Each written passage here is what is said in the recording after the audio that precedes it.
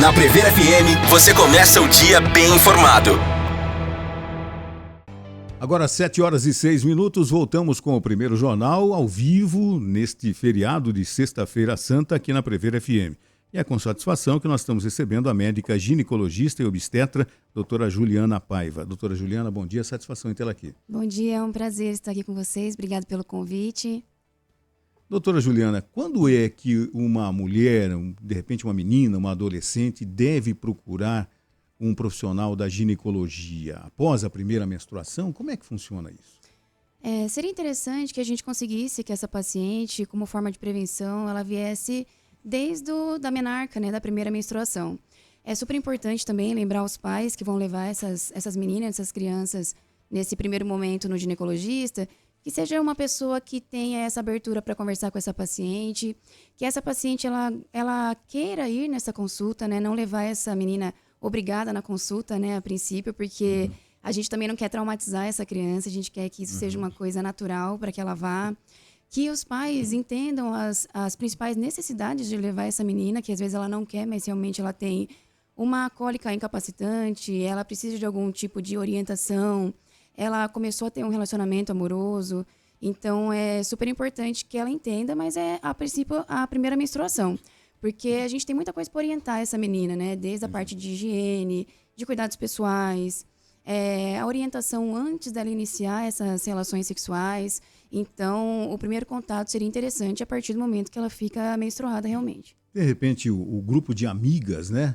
Que elas conversem, de repente uma amiga foi, a outra vai também, e até mais rápido, né? Sim. Quando elas têm a consciência da importância desse primeiro contato com um profissional da área, né? Sim, é muito importante. Essa conversa, né? Ela tem que ser bem desde o início para a gente prevenir, né? Desde doenças, né? Infecções sexualmente transmissíveis.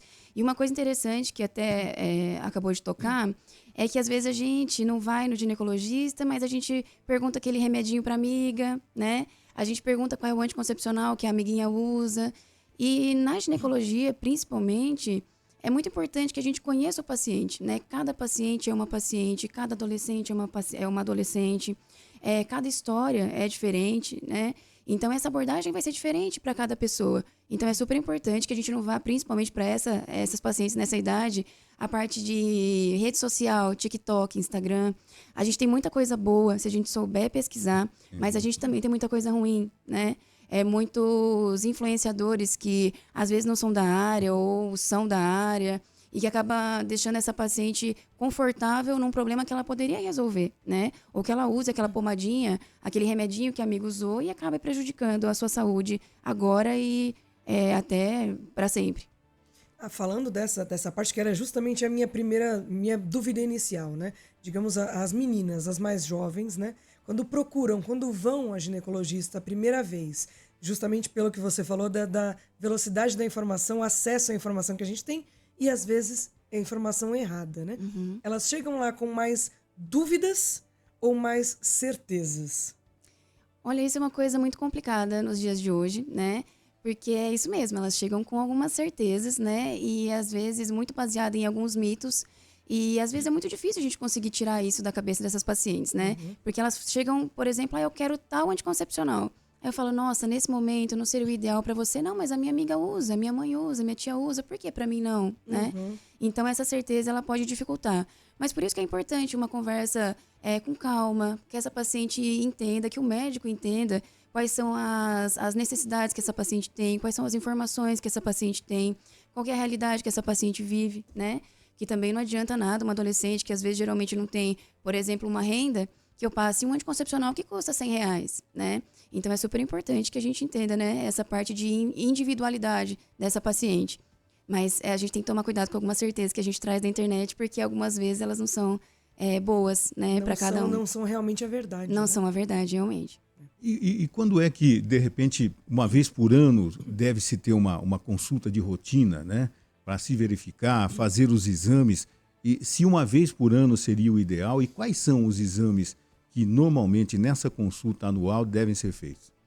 A gente também pensa nessa parte de cada paciente é um paciente, porque isso é muito variável, né?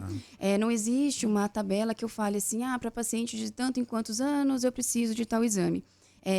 tirando os sintomas, né, que seria sempre importante que a paciente ela visitasse algum especialista da área ou alguém da área da saúde para tirar suas dúvidas, né? Então, não esperar que esses sintomas cheguem. Depende muito da história pessoal da paciente. Depende se ela já iniciou atividade sexual. Depende se essa paciente ela tem algum tipo de problema de saúde. Depende dos antecedentes familiares, né? Por exemplo, câncer de mama, né? Alguém que tem um parente de primeiro grau que tenha câncer de mama tem que ser avaliado um pouco antes, né? A princípio, então, uma paciente saudável, sem nenhum tipo de problema, seria interessante que ela passasse no ginecologista uma vez ao ano, né? Para o exame de rotina. Para tirar suas dúvidas, para conversar sobre a saúde genital, saúde sexual. Então, uma vez ao ano é interessante, pelo menos, que essa paciente seja examinada, né? Em relação a exames, né, protocolados pelo Ministério da Saúde, a princípio a gente ainda tem Papa Nicolau, a gente ainda tem a mamografia, já falando sobre eles. O Papa Nicolau, pelo Ministério da Saúde, ele deve ser colhido para todas as mulheres, todas as pessoas que têm colo de útero, né? Então, a gente também tem que lembrar dos homens transexuais. As pessoas que têm colo de útero, elas correm o risco de ter o câncer de colo de útero. Então, elas devem fazer o Papa Nicolau dos 25 anos até os 64 anos, a princípio. A partir dos 25? A partir dos 25. Até mudou um pouco isso recentemente, né? Tem muitos adolescentes querendo colher Papa Nicolau, mas por conta do advento da vacina do HPV, que é o principal responsável pelo câncer de colo de útero, a gente conseguiu diminuir os riscos desse câncer, então a gente consegue passar um pouquinho mais para frente essa coleta. Então, a partir dos 25 anos até os 65 anos, é interessante que essa paciente colha Papa Nicolau. Com 2 exames consecutivos normais, ela já pode passar para colher de 2 em 2 ou de 3 em 3 anos, de acordo com o Ministério da Saúde. Por enquanto, a prevenção do câncer de colo seria a vacinação e o Papa Nicolau. Mais para frente, a gente está com algumas coisas boas aí para acontecer pelo SUS, né? Agora a gente tem a pesquisa do DNA HPV, que como ele é o principal precursor do câncer de colo de útero, a gente vai conseguir, pelo SUS, rastrear isso. No particular, a gente já tem, que é um exame de genética, né? Que a gente consegue identificar os principais tipos de HPV que causam o câncer de colo. E com isso, a gente só vai colher Papa Nicolau para algumas pacientes. E quando ele vem negativo, a gente pode fazer isso de 5 em 5 anos, né? Mas é uma novidade aí que tá para chegar. Já tem mais ou menos previsão de quando vai chegar no SUS isso? A ideia, né, do Ministério da Saúde, que eles falaram recentemente, é que ainda é para esse ano. Né? Mas vamos ver. Às vezes, geralmente, quando começa alguma campanha pelo Ministério da Saúde, acontece em cidades maiores, depois que elas vão vindo mais para cá. Às vezes acontece em lugares que tem maior incidência do câncer de colo, né? Que seriam em outros estados, não no nosso, ainda bem. Mas a gente está esperando essa novidade aí, se Deus quiser. É um grande avanço, né? É um grande avanço, é uma vitória muito grande, é muito interessante. Outro grande avanço e outra vitória que a gente tem que conversar aqui é sobre a vacinação do HPV, né? Uma vacina que pode proteger e que pode prevenir um câncer de colo de útero é uma coisa muito boa, é uma coisa muito importante. E que o SUS fornece para todas as meninas e meninos dos 9 aos 14 anos. Em alguns lugares, né, como a vacinação, infelizmente, né, a gente ainda tem uma certa dificuldade de atingir alguns públicos. Até os 19 anos, a gente também está conseguindo fazer em alguns pacientes que não tomaram a vacina na época certa, vamos dizer assim. Então, é super importante que os pais e que os adolescentes pesquisem nos postos de saúde mais perto da sua casa para ver se entra nesse protocolo. Eu sei que alguns postos de saúde de São Manuel estão entrando nesse protocolo agora. Em Botucatu, é interessante a gente dar uma pesquisada. Eu realmente não sei como está funcionando aqui, mas os 9 a 14 anos, com certeza. Antigamente eram 2 doses. Continua sendo dessa forma ou uma agora dose única? Agora é dose única, né? Pelo SUS, o que é fornecido é dose única. Foram feitos estudos multicêntricos, né, em muitos países que falaram que uma dose já seria o suficiente. E a gente está falando agora, né, da vacina quadrivalente, né? Ela protege contra 4 tipos de HPV, né? Existem milhões de tipos de HPV, inclusive um deles é o que causa as verrugas genitais. Não é o mesmo vírus, né? Está na mesma família ali, mas não é do mesmo vírus. E o do SUS que fornece a quadrivalente são os 4 vírus principais que causam o câncer de colo de útero. É importante a gente lembrar que na rede particular, né, existem outros tipos de vacina para HPV, né? A Gardasil 9, né? Até vou falar o nome porque só existe ela por enquanto. Ainda são 3 doses. Pode ser tomada dos 9 aos 45 anos. E só que são 3 doses e gira uma média aí de R$800, R$900 cada dose. Mas é super interessante para quem tem essa possibilidade. Porque você poder prevenir um câncer com uma vacina é uma coisa sensacional. Com certeza. E se está de graça no SUS, não custa nada. Né? É super importante. Literalmente. E até uma coisa importante para chamar os pais para isso, né? Que geralmente, né, como são dos 9 aos 14 anos, quem leva, quem cuida dessa parte são os pais. É uma das vacinas mais estudadas em todo o mundo e é uma das vacinas mais seguras que nós temos. Então, algumas pessoas falam, mas eu vi um caso de trombose, mas eu vi. O risco de efeitos colaterais é menor do que 1%, né? E menor do que 1% na parte mundial é pouquíssimo, né? Então, é uma das vacinas mais seguras que tem. Não vejo motivos nenhum de você não querer proteger o seu filho contra um futuro câncer. Sem dúvida. E ainda falando dessas doenças mais graves, digamos assim, né? Lógico que a gente sabe que quanto antes diagnosticadas, melhor o tratamento, mais chances, inclusive, de cura, né? Sim, Ou de com recuperação. Eu queria falar justamente disso. A gente já falou aqui milhões de vezes, toda vez que a gente recebe um médico ou um dentista, a gente fala do medo que as pessoas têm de irem ao médico ou deixa até tá quase assim insuportável para ir realmente ao médico. E com as mulheres também não é diferente. A gente sabe que as mulheres cuidam um pouco mais da saúde, Sim. digamos assim, mas elas tendem ainda a ir a um clínico geral, ainda a ir no PS e a não ir diretamente ao ginecologista. Quais são os sinais de alerta, assim, de, olha, se tal coisa acontecer ou por tanto tempo acontecer, é preferível que você vá diretamente a um ginecologista? Assim, né? A mulher é super importante que ela se conheça. Porque realmente cada pessoa tem um organismo, né? Às vezes o que me incomoda não te incomoda. Às vezes o fluxo da paciente, para mim, seria super aumentado. Mas para a paciente é uma coisa que sempre foi assim, então para ela é normal. Então é a paciente se conhecer. Fazer o autoexame das mamas, né? A paciente, ela realmente durante o banho, observar, tanto na parte genital quanto na parte da mama. Ver se tem alguma coisa diferente, né? E aí, quando a gente fala de procurar diretamente o ginecologista, eu só tenho um pouco... a gente gostaria muito que fosse dessa forma. Mas existem alguns protocolos, principalmente nas unidades básicas de saúde, onde o clínico geral ele tenta resolver a maioria das situações para deixar o especialista para casos que sejam um pouco mais específicos. Então, nos postos de saúde, principalmente quando é posto de saúde de família, né? Primeiro a paciente ela passa com o clínico geral. O clínico geral tira a história dessa paciente, vê quais são realmente os riscos dessa paciente, tenta resolver quando possível e se não consegue, ele encaminha para ginecologista. Mas se houver a possibilidade de ir para o ginecologista, seria sempre interessante, porque aí pelo menos você, vamos dizer assim, você já vai direto, já tenta resolver de uma forma mais específica o seu problema. Então, assim, qualquer tipo de corrimento que tenha um cheiro forte ou que coce não é normal, né? Não é normal uma paciente jovem, né? Já falando do começo, né? Uma paciente que não menstrue depois dos 14 anos, quando ela tem os caracteres sexuais. Então, quando ela não tem os caracteres sexuais. E quando ela tem os caracteres sexuais, seria os pelos pubianos e mamas, a partir dos 16 anos. Então, isso não é normal, é bom uma investigação. Quando a paciente... Cólica insuportável Cólica, também? incapacitante, é super importante. Eu vi que vocês tiveram recentemente uma entrevista com o Dr. Daniel Dias, né, falando sobre endometriose. Então, aquelas cólicas incapacitantes.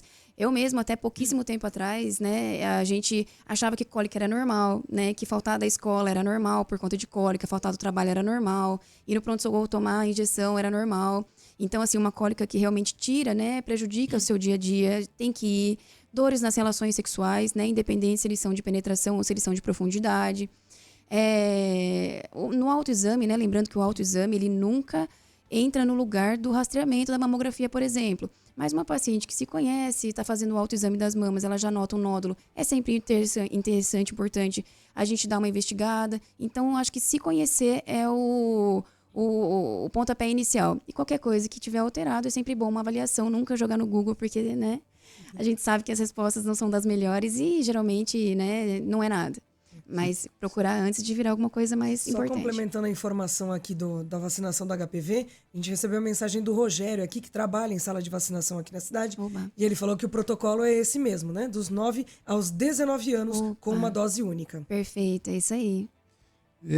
De repente, se uma paciente, uma mulher, ela teve um caso de câncer de mama com a avó ou com a mãe, ela deve procurar o mais rápido possível também uma unidade de saúde, se precaver, fazer exames? Sim, com certeza. É importante que essa paciente, ela se cuide um pouco mais, né? O câncer de mama, a gente sabe que ele tem uma característica genética. Então, parentes de primeiro grau, né? Então, mãe, a irmã, a tia, Uma coisa interessante também, se por acaso teve homens na família que tiveram câncer de mama, que como ele é muito raro, também é importante que essa paciente ela procure um auxílio, só para a gente não perder esse time realmente de começar essa investigação. Se essa paciente tiver teste genético na família, né, existem algumas alterações genéticas que a gente consegue pesquisar. É super importante que essa paciente também vá o mais rápido, para que ela consiga diagnosticar o mais rápido possível, né? Não que essa paciente ela vá ter, né, mas como aumentam os riscos, aumentam o rastreio. Quer dizer, é uma maneira de se precaver, sabendo que já existiu na família, né? Então é melhor que procure mais precocemente um profissional, fazer os exames e tudo mais. Sim, o câncer de colo, lembrando, né, que algumas pacientes elas chegam com essa questão, mais de 80%, né, por cento deles são causados pelo HPV. Então, o câncer de colo não é de origem genética, né? Então, às vezes a paciente ela chega, não, mas eu quero colher Papa Nicolau antes dos 25 anos, porque minha irmã teve, minha mãe teve. Aí a gente já não vê grandes necessidades, né? Então, os cânceres que são mais genéticos na mulher seria mais a parte de ovário, intestino e mama. Perfeito. E tirar a mama, que nem a Angelina Jolie fez, não Depende, resolve. Às vezes resolve, né? Porque uma paciente que ela tem um câncer de mama, um câncer de mama com uma genética positiva, às vezes essa parte de você retirar as glândulas mamárias, elas são interessantes para algumas pacientes, né? Mas é de caso a caso, né? Tendo toda essa pesquisa genética, mas é uma forma, né? Porque se você retirar as glândulas mamárias, você não vai ter mais câncer de mama. Como é muito positivo na família da Angelina Jolie, por exemplo, ela optou por retirada das glândulas. Agora, sobre ciclo menstrual. Até que ponto é normal a gente ter um fluxo constante? O fluxo constante, quando você diz assim, o mês inteiro, já não é normal, né? Os ciclos menstruais... No período mesmo da menstruação, mas é aquele fluxo alto. A quantidade, Isso, tá? a quantidade. A quantidade do fluxo menstrual, ela também varia de pessoa para pessoa. E a gente até tenta calcular em ml, né? Mas como a gente não usa sempre o coletor menstrual, é muito difícil a gente pensar nisso. Conversando com as pacientes, a gente tem que avaliar como que ela foi, como que era esse padrão. Então, a paciente que ela falava assim, não, eu sempre menstruava certinho, né? Ali entre 28 dias, uma média de 28 dias. E agora eu tô menstruando a cada 20 dias e eu tenho que trocar de absorventes de 2 em 2 horas, de 3 em 3 horas. E eu tenho, né, eu passo vergonha, né, acaba saindo, eu acabo manchando banco. Isso não é normal, né? Se ele vier com cólica também não é normal. Mas é uma coisa que também depende de paciente para paciente. Mas um fluxo que te incomoda, ele sempre deve ser avaliado. Tem amigas minhas... Perdão, mas... Vamos lá. Tem amigas minhas que usam o DIU, mas mesmo assim menstruam. É normal? Até que ponto isso? É normal. Hoje em dia a gente sabe que a gente não pode mais prometer isso para paciente. Quando saiu o DIU hormonal, né? Hoje em dia a gente tem 2, o Mirena e o Kailina. A gente prometia a menorreia, né? A gente prometia que a paciente ela não ia sangrar mais. Mas a gente sabe hoje em dia que existe uma porcentagem relativamente grande até, né? Aí uns 30%, 20% de pacientes que elas vão manter o ciclo menstrual. Porque às vezes os hormônios que a gente tem dentro desse tipo de DIU, eles não são suficientes para bloquear a parte ovulatória. Então essas pacientes elas continuam ovulando, elas continuam menstruando. Isso é normal, tá? Desde que não seja uma coisa recorrente, que seja uma coisa todo dia. Geralmente, as pacientes, esses DIUs, eles até são usados como tratamentos para quem tem um fluxo aumentado. Isso é uma coisa interessante. Para alguns tipos de endometriose, para alguns tipos de adenomiose, que é um tipo de endometriose do útero que dá um fluxo um pouco aumentado, com cólicas. Ela pode menstruar, mas geralmente vai vir em menor quantidade. É muito difícil uma paciente que ela tem esses DIUs hormonais e elas menstruam muito, tem um fluxo muito aumentado. Lembrando que é sempre importante também saber se esse DIU está funcionando, se ele está na validade e fazer ultrassom transvaginal de rotina para ter certeza que ele não saiu do lugar, né? O DIU de cobre não, né? O DIU de cobre que a gente tem, também existe DIU de cobre com prata. No SUS a gente tem, na maioria dos postos de saúde aqui, em São Manuel, estou falando mais desses 2 lugares que é onde eu conheço, onde eu trabalho. A gente tem o DIU de cobre disponível em quase todas as unidades. E esse DIU de cobre, ele não tem hormônio. Como ele não tem hormônio, o seu ciclo ele vai continuar normal. E, inclusive, um dos principais efeitos colaterais dele, mas, né, efeito colateral acontece comigo, não acontece com você, né? É uma coisa que só testando pra gente saber mesmo. Às vezes ele, inclusive, aumenta o fluxo e, às vezes, ele aumenta a cólica. Eu ia perguntar sobre isso. Mas não vamos desestimular o DIU de cobre, porque ele é um dos mais seguros que existem e fornecidos pelo SUS. E ele tem muita gente que ama. Então, dura 10 anos dentro, né, do organismo. Então, é uma forma de planejamento familiar super interessante. Como ele não tem hormônio, não aumenta o risco das tromboses, não aumenta ganho de peso, acne, não dá nenhum outro tipo de efeito colateral, a não ser o que, às vezes, para algumas mulheres, aumento de fluxo e aumento de cólica. É que varia muito do organismo também, né? Exatamente. Cada mulher tem um organismo. É isso mesmo. 7h26, doutora Juliana, e a gravidez precoce, né? Eu me lembro de, ao longo da minha carreira de apresentador, de ter entrevistado vários profissionais falando a respeito desse assunto. Como é que está hoje a gravidez precoce, a incidência? A gente ainda tem muita gestação indesejada, né? Muita gestação não planejada, principalmente na adolescência. A gente tem bastante informação, isso deu uma melhorada nessa parte de incidência, mas mesmo assim a gente, às vezes, ainda não chegou nesse público por algum motivo que a gente está tentando sempre alcançar, né? Mas, infelizmente, a gente ainda tem bastante gestantes na adolescência. A Unesp, né, é interessante a gente falar, já que a gente está aqui nesse momento de divulgação, ela fornece aquele implante, né, subdérmico para as pacientes menores de 19 anos, como forma de planejamento familiar. Todos os postos de saúde aqui de São Manuel e de Botucatu possuem a área de planejamento familiar, onde a gente fornece o DIU, injetáveis, comprimidos, né, em caso de desejo de laqueadura, né, a esterilização definitiva. Também existem ambulatórios para isso, né? Então, é super interessante que a gente consiga diminuir essas gestações que não são planejadas. Mas, infelizmente, a maioria dessas mulheres, elas estão na adolescência. É por isso que a gente volta no início do nosso bate-papo aqui, né?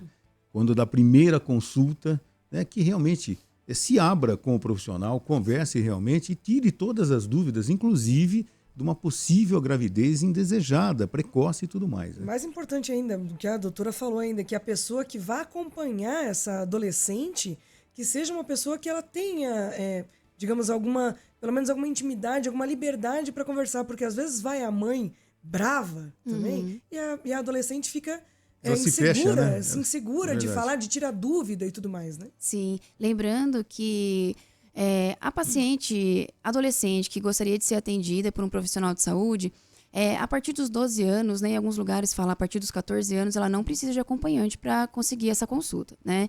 Então, a partir do momento que o profissional de saúde, ele acredite que essa paciente não está em risco, obviamente, né? Que ela não tenha nenhum caso que deva ser levado para o conselho tutelar, alguma coisa em relação à violência, estupro, né? Alguma coisa que realmente a gente precise de uma ajuda maior, ela pode ir, o sigilo deve ser mantido.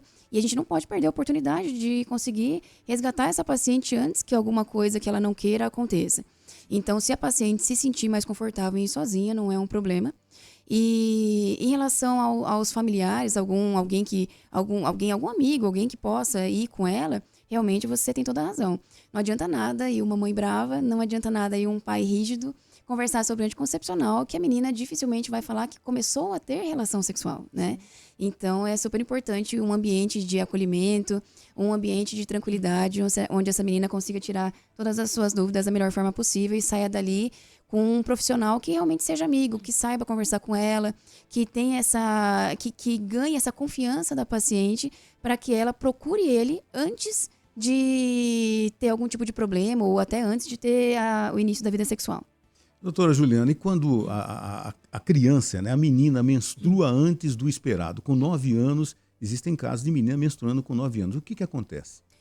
Na verdade, quando a menina menstrua muito cedo, né, ela tem essa puberdade precoce, algumas coisas podem acarretar mais para frente nessa paciente. Então, é super importante que os pais, né, os responsáveis, né, nesse momento, observem essa paciente. É super importante que a gente não deixe que ela menstrue antes dos 9 anos de idade. E a grande maioria dessas pacientes, quando elas vão menstruar antes disso, elas já apresentam alguns sinais. Então, observar a pilificação, né, dessa menina, dessa criança, né, que está com 8 anos, uma paciente que começa a ter mamas muito cedo, né, é super importante levar no pediatra para que ele faça esse bloqueio hormonal para que ela não menstrue antes da hora. Porque quando a gente tem uma paciente que ela já menstruou muito cedo, dificilmente a gente consegue reverter essa situação. Então, é importante que os pais observem antes da menstruação. Então, começou com brotos mamários antes dos 8 anos, tem uma pelificação muito grande, né? É normal que nessa idade a gente tenha pelos mais finos, pelos mais lisos. Então, se começa a perceber que eles estão se modificando, é super importante que leve no pediatra, a princípio, não no ginecologista, para que ele consiga fazer uma avaliação se tem necessidade ou não desse bloqueio. Existem exames específicos para a gente pensar nisso, até raio-x para olhar ossos, né? Amadurecimento ósseo. Então, realmente precisa de uma avaliação precoce, antes que ela menstrue. Essa menina que ela menstrua mais jovem, ela necessariamente vai entrar na menopausa mais jovem também? Não necessariamente. Cada mulher... A menstruação, ela é uma liberação de óvulos que não foram fecundados, né? E cada mulher nasce com um número de óvulos específicos, isso já vai desde o embrião, né? Então, não necessariamente é assim, né? Então, a paciente que menstruou, às vezes, aos 9 anos, né? Vai até os 55 anos menstruando. Infelizmente, não é uma coisa... uma coisa não compensa a outra. Não dá para dar um prazo, né? Não, nunca. A gente nunca consegue dar esse prazo. Doutora Juliana Paiva, muito obrigado por ter aceitado o nosso convite. Obrigado pela aula aqui, né? Imagina, foi um prazer. Vai ser convidado outras vezes, porque realmente é um assunto bastante importante, né? Principalmente para as mulheres terem a consciência de procurar um profissional, uma médica, um médico ginecologista, obstetra e tudo mais, cuidar realmente da saúde. Isso vale para a mulher, vale para os homens, para procurar o profissional adequado sempre. Muito obrigado pela sua participação. Eu que agradeço. E aí eu quero só deixar realmente para essas pacientes, né, para homens e mulheres, né, que a gente tem na família sempre, alguém que a gente pode cuidar da melhor forma, que essas mulheres se cuidem. Tem muita coisa muito legal, a gente está avançando todos os dias em relação à prevenção. E a prevenção é realmente a melhor coisa para a gente fazer, porque na grande maioria das vezes, fazendo diagnóstico precoce, a gente consegue cuidar desse paciente com mais qualidade de vida, com menos intervenções.